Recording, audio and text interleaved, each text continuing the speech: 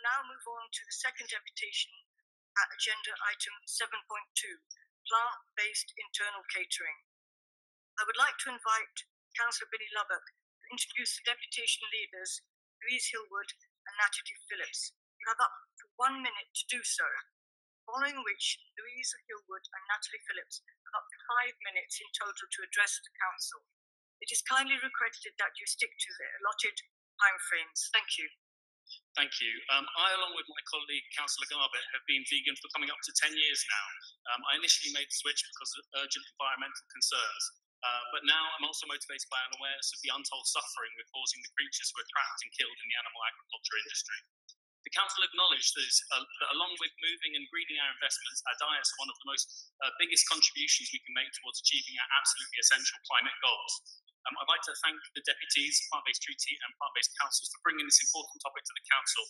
And I've been told that they have contact at all of the councils who have already endorsed the Plant-Based Treaty or are making a switch to a plant-based catering, and they'd be more than happy to share those experiences and learnings. I'll pass over to the deputies now. Thank you. Hiya, my name's Louisa. I live in Stoke Newington.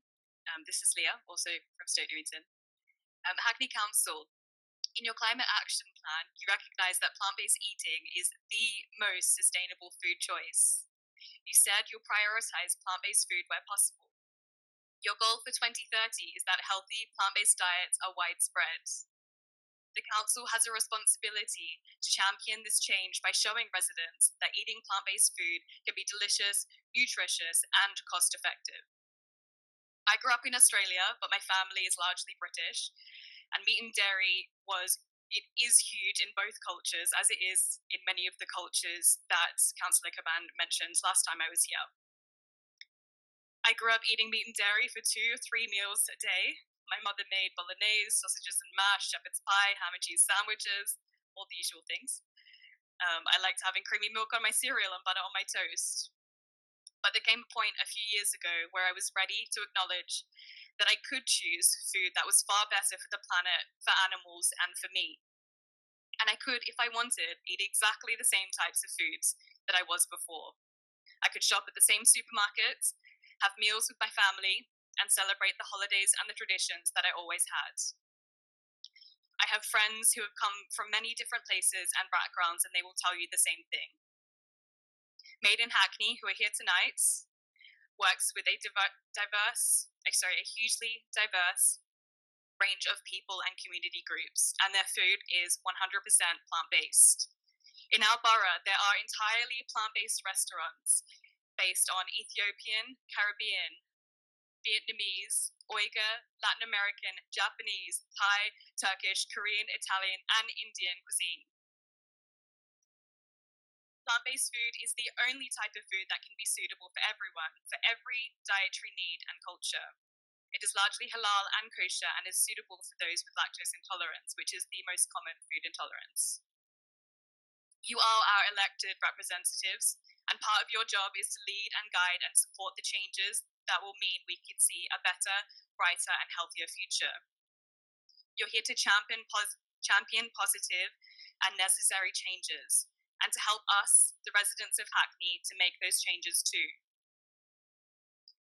We're asking that you sign the Plant-Based Treaty and switch to 100% plant-based catering for your internal meetings and events. This will cost you nothing, and you can support UK farmers by procuring local, seasonal plant foods for your catering. And by taking these forward-thinking steps, it will inspire residents to eat plant-based foods themselves and demonstrate how serious this issue is. A swift move towards plant-based eating is essential in addressing the climate emergency. And I'll now pass to Leah.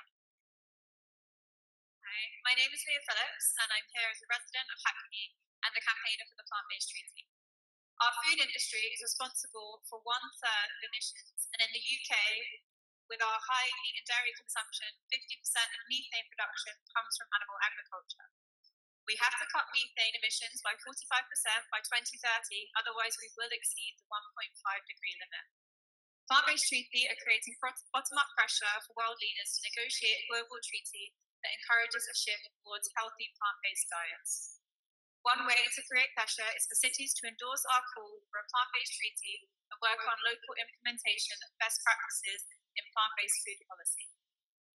This commitment could involve creating a local food strategy featuring initiatives such as carbon labelling, plant-based by default options in schools, public education campaigns to reduce meat consumption, and plant-based catering at council meetings and events. We often talk about personal choice, and we should remember that we are always being influenced by our surroundings. This is where public education comes in. Promoting the benefits of climate-friendly foods is important to help people make informed choices. Through education and expansion of plant-based options, it can encourage a shift towards climate-friendly diets across Hackney. At the recent COP28 conference, over 130 countries pledged to integrate food into future climate action plans. The chair of the London Assembly's Climate Committee has called for a plant-based treaty for London. Will Hackney join 30 councils, including Lambeth, Edinburgh, Belfast, Norwich, Exmouth, Haywards Heath, and Didim in Turkey, in endorsing this global plant-based treaty and committing to an action plan? Thank you for listening.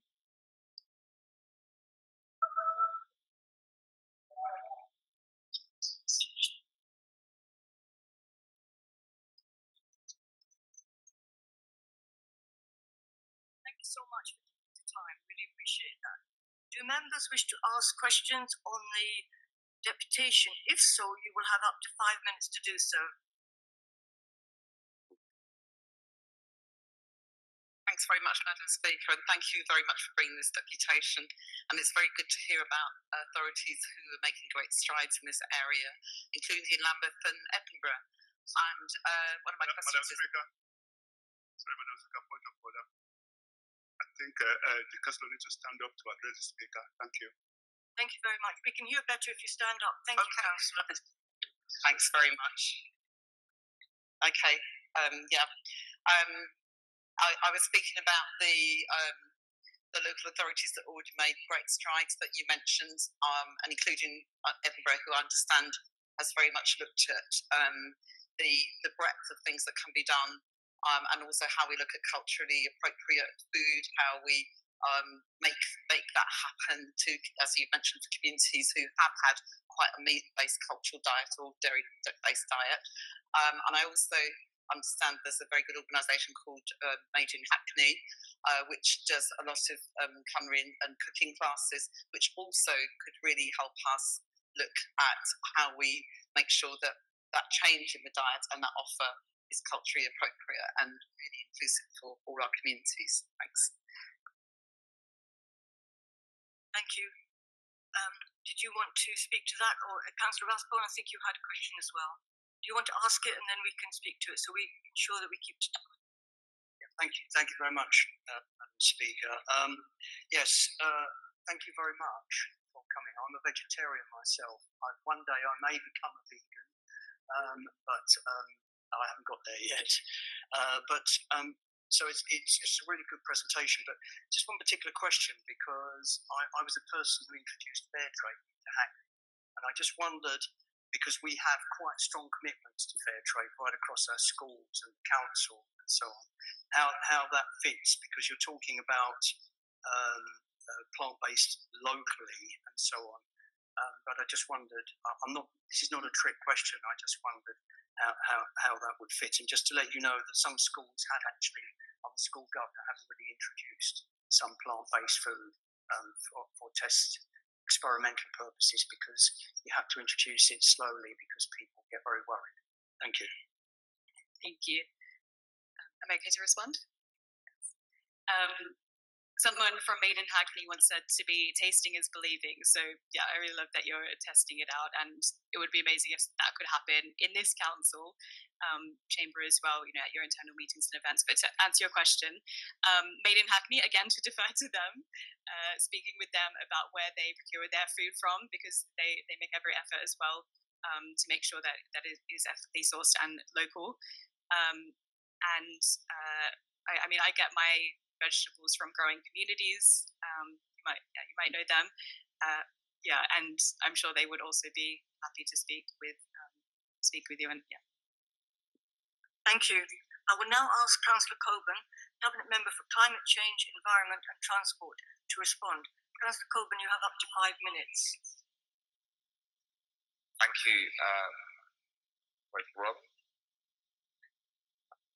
Thank you, Madam Speaker, and also thank you to both my Stoke Newington residents for coming today. My last day as a Stoke Newington councillor. So sadly, but it's great that Stoke Newington is going out in style like this. Look, I think let me first start by thanking everyone also in the gallery who's also joined us. I know lots of you have been in touch to really advocate for plant-based treating for us to go further in Hackney. It's something that we're very passionate about and something that we really do support. We've met countless times also with Councillor Kennedy as well. And a bit like you, my family story into this borough, one of the things that make us really unique is the diversity of our borough. My parents came here in '95 as asylum seekers from Northern Cyprus. And one of the things that I love most about this borough is, often Councillor Williams refers to Hackney as the world in one borough. And, we've got a huge Haredi Jewish community, biggest Haredi Jewish community outside of New York in the Western world. We've got a massive Turkish Kurdish and Turkish Cypriot community, huge Black African Caribbean community, massive Vietnamese community. It's a very diverse borough, and that's one of the things that makes our borough really rich.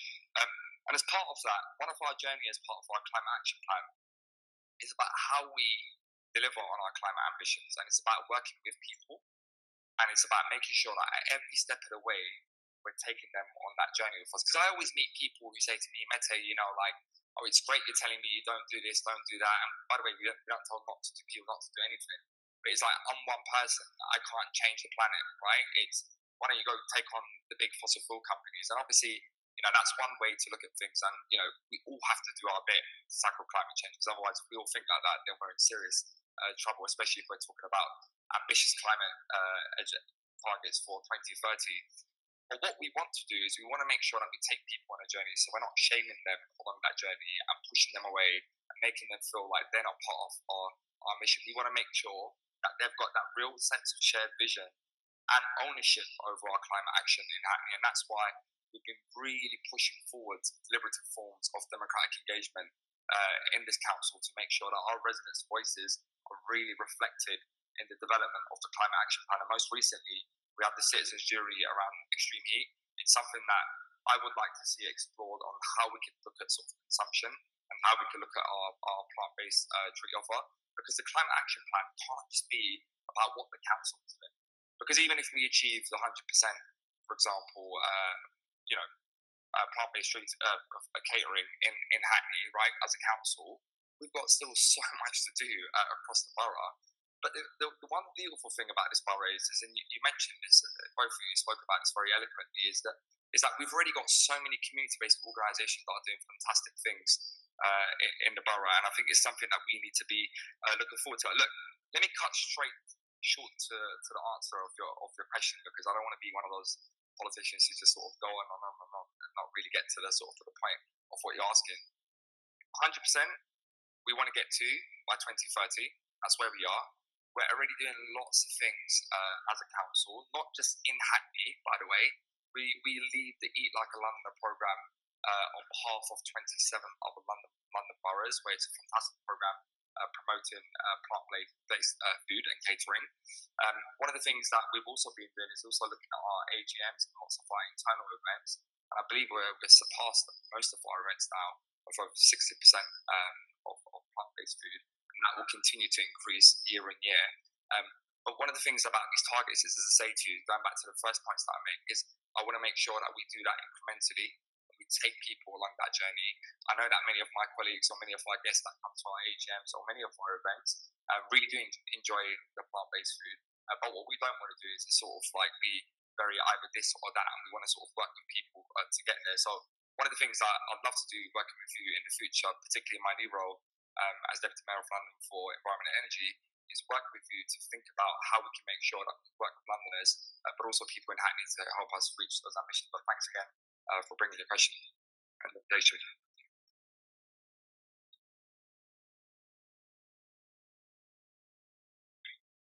Thank you, Councillor Colburn. Can members agree to note receipt of the deputation? Thank you. I would like to thank you both for attending Any follow-up actions will be included in the minutes of this meeting, which will be published on our website. Thank you for another important deputation. Thank you.